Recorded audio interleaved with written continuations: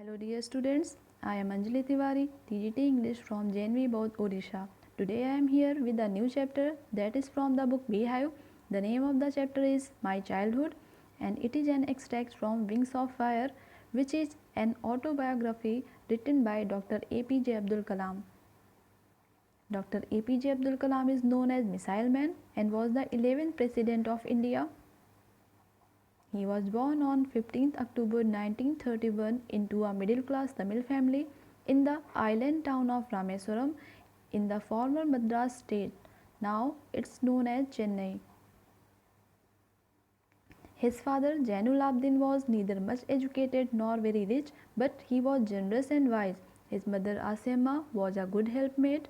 She had a number of guests to feed every day. Kalam was a short boy with rather undistinguished looks, born to tall and handsome parents. He lived in a fairly large Pakka house which was on the Mosque Street and built by his ancestors in the middle of the 19th century. His father provided his family with all the necessities of life in terms of food, medicine, and clothes, etc. He had a very secure childhood, both materially and emotionally. Mr. Kalam tells that when he was of 8 years, the Second World War broke out in 1939. There was a sudden increase in the demand of tamarind seeds. He used to collect the seeds and sell them to a provision shop on Mosque Street and get 1 anna. 1 anna is equal to 6 paise.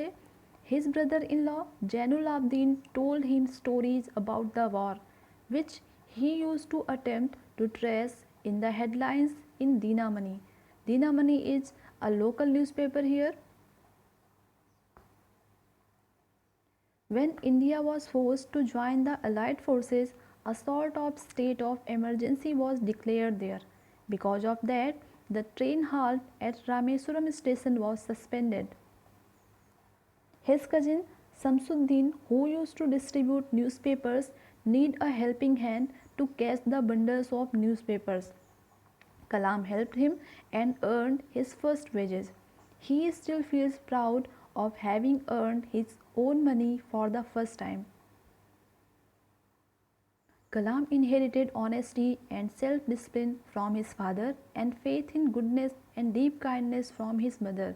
He had three friends, Ramanand Sastri, Arvindan, and Shiv Prakasan, who were from Orthodox Hindu Brahmin families. Ramanand Sastri became the high priest of Rameswaram temple. Arvindan went into the business of arranging transport for visiting pilgrims, and Shiv Prakasan became a catering contractor for Southern Railways. He tells about the annual Sri Sita Ram Kalyanam ceremony. His family used to arrange boats for carrying idols of the Lord Rama from the temple to the marriage site, which was situated in the middle of the pond called Ram Tirth. His grandmother used to tell stories about the Ramayana and life of the prophet. He tells that when he was in the 5th standard, a new teacher came who could not tolerate a Muslim boy sitting with Hindu boy in the front row. So he asked Kalam to sit in the last row. That was a painful parting for both the boys. They had tears in their eyes. They told about this incident to their respective parents. The teacher was called by Lakshman Sastri and said not to poison the innocent minds with communal hatred. He told the teacher either to apologize or to leave the school and the island. Therefore, teacher regretted and reformed his behavior. Mr. Kalam tells about the society of Rameswaram and its different social groups. He tells about his science teacher Shiv Subramania Iyer with a conservative wife. He was a sort of rebel. One day he invited Kalam to his home for a meal. His wife refused to serve a Muslim boy, but he was not perturbed and served Kalam with his own hands and then sat down by him to eat his meal. He again invited Kalam to dinner The next weekend, Kalam was hesitant, but the teacher said that if he want to change a system, he have to confront such problems. When Kalam went next time, Ayer's wife served him with her own hands. Then the Second World War came to an end.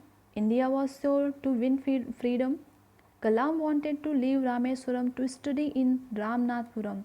His mother was worried. To console his mother, his father quoted Khalil Gibran. His words mean that children have to be separated from their parents at some stage in life. They have to be let free so that they can realize their thoughts, goals, and dreams. He tries to make his mother understand by giving example of seagull. He said that a seagull flies away alone and finds its own food and nest. Parents can nurture their kids with love, but they cannot give their own thoughts to them. The children have their own thoughts, they should develop their own thoughts naturally. Dear students, I hope this video will help you in understanding the chapter.